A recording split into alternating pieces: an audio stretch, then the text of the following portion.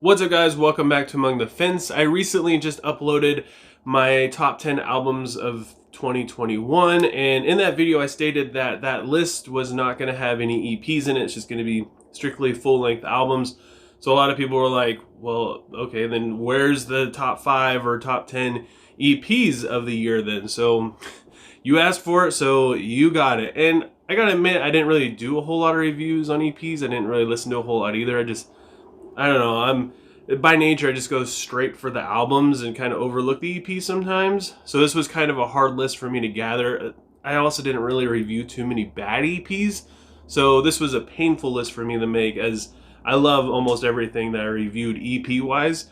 So yeah, since I don't have a whole lot on here, I'm sure that I'm going to be missing something that you guys love. So leave a comment below letting me know what it is so I can check it out. Coming in number 5 is Lacerate to Thy Maker, Submergence. When I did this review, maybe just like 5 months ago or something like that, my dyslexia kicked in and I was calling it Law Create to Thy Maker.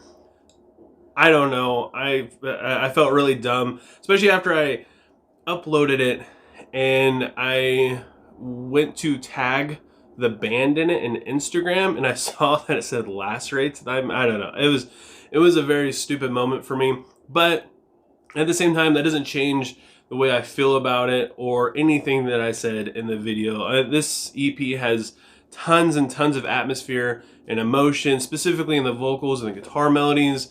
The communication and like the emotion of melancholy is just done so well. It's super duper heavy with still a lot of breathing room throughout it. This is a very tough EP to listen to though, just because it's so just the depression in it is so heavy and so real, and the lyrics are very vulnerable. You just really feel just the thought process that this person is going through. It makes it very hard to listen to, which is another reason why I loved it so much, is because it's like, well, it takes you through this emotional journey. You can't just ignore this EP when you're listening to it. Number 4 is Structures, None of the Above. This is a band that I really didn't expect to put on like anywhere close to any of these top ranking lists throughout the year, especially since it's been 7 years since Structures has done really anything at all. But they found a way to really mix their old school sound with more of their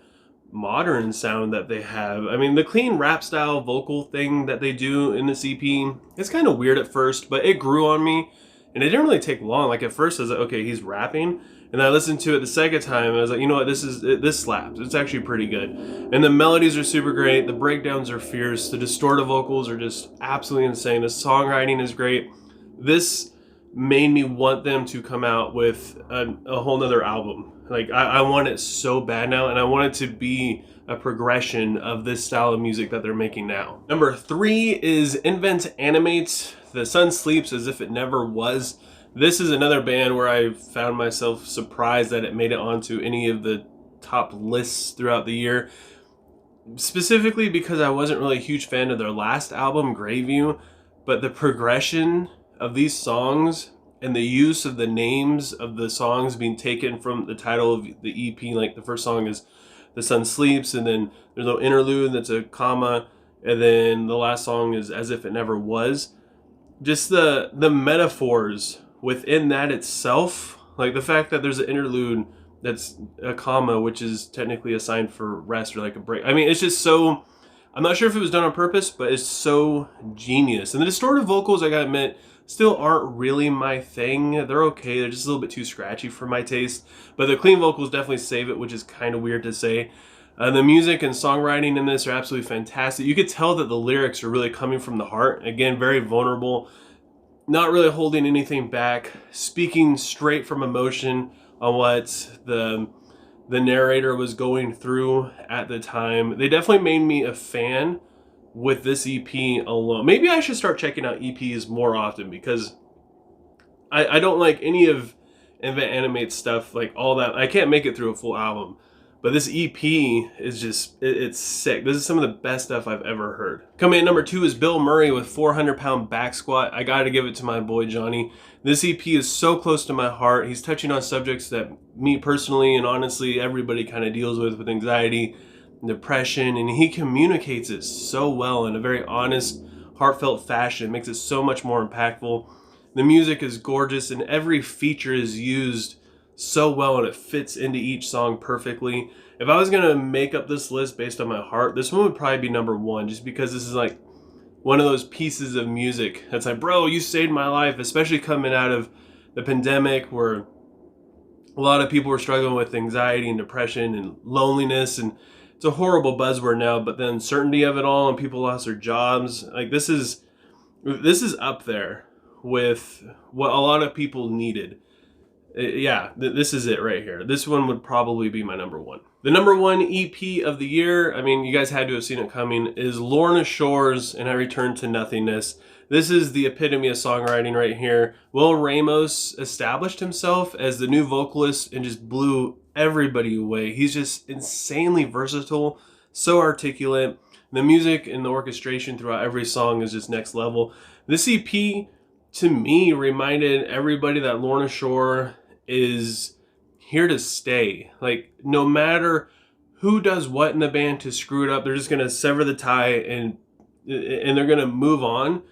And not only are they here to stay, but and continue to make music, but they're damn good at it. They're so freaking good at making music. Not only that, but their first single was To the Hellfire. I mean, what the hell? That song is absolutely insane. I think when they all heard that, everybody, all the fans were just, they were floored. I don't think there was a single person on Facebook, on Reddit, on, I don't know, maybe Instagram, but there wasn't a single person in most metalcore and death metal and deathcore groups that were not freaking out over this single and this EP. All right, guys, that is it for my top 5 EPs of the year. There's not really a whole lot of shocking stuff going on in this one. I mean, Lana Shore is probably the top of everybody's list, but like I said, I didn't really review a whole lot of stuff.